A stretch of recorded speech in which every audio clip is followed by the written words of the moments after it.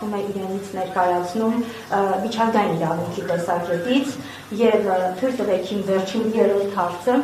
կասեք միջազգային ադյաններում քննվող գործերից համանման գործերից Սամվել Կարապետյանի գործը որի հետ կհամեմատեք ինչպիսի ելք է ունեցել այդ դատական գործը եւ ձեր սպասելիքները Սամվել Կարապետյանի դատական գործընթացից շատ շնորհակալություն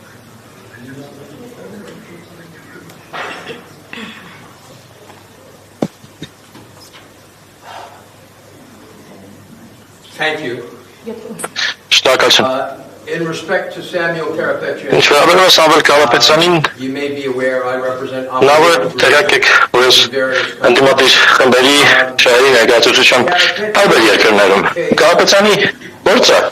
unique. The attack on the church.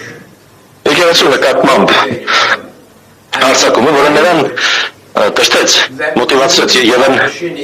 բարերը, որոնք պարամետրը, որը Փաշինյանը օգտագործեց ընդդեմ եկեղեցու, ես որևէ երկրում,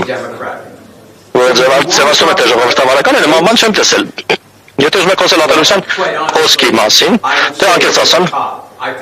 ես կասեմ վերևը նայեք։ Պարամետրը, որն օգտագործվում է Փաշինյանի կողմից, ամբողջովին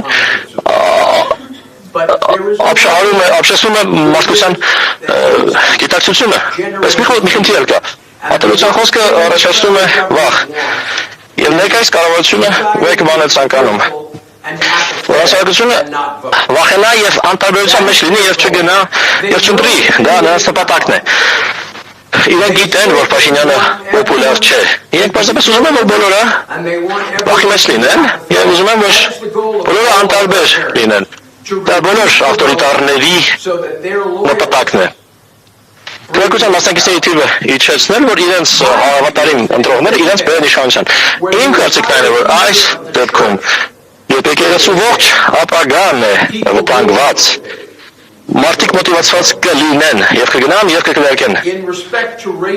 Ինչ վերաբերում է ռեյթինգներին, մենք ապշած էինք տեսնելով վերջին զեկույցը, որը ցույց տվեց այսպիսի կտրուկ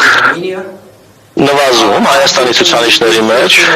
բնականաբար մենք մեր փաստաթղթերը ուղարկում ենք բոլոր կազմակերպություններին, ես կուզեի հիշեցնել, որ բազմաթիվ զեկույցներ են եղել, ԵԱՀԿ-ն, եկեղեցիների համաշխարհային խորհուրդը, ժողովրդավարական գործողությունների կազմակերպությունը, բոլոր զեկույցները հրապարակել, որոնցում դատապարտել են Փաշինյանի պահվածքը,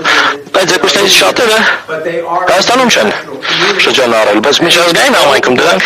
շրջանառել են և էլ ավելի ամոթաբեր է, որ փաստացի եվրոպական առաջնորդներից և ոչ մեկը չփորձեց դա իր հանդիպումների ժամանակ բարձրացնել և այդ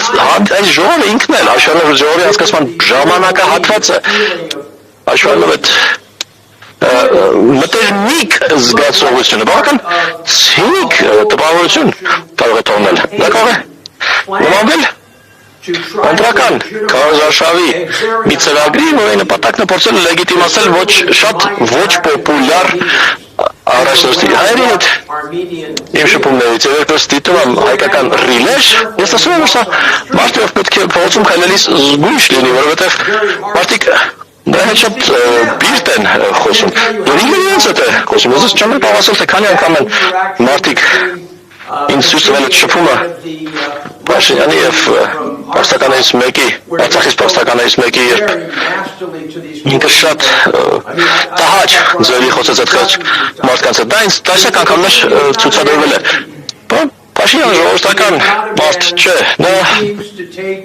մարդ չէ, ով կարծես Ադրբեջանում էթնիկ զտման ենթարկված մարդկանց ճակատագիրը սրտին մոտ է ընդունում, նա կարծես մեկն է, ով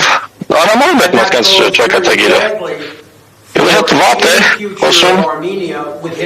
Հայաստանի ապագայի մասին, եթե նա լինի իշխանության ղեկին։ Խնդրեմ։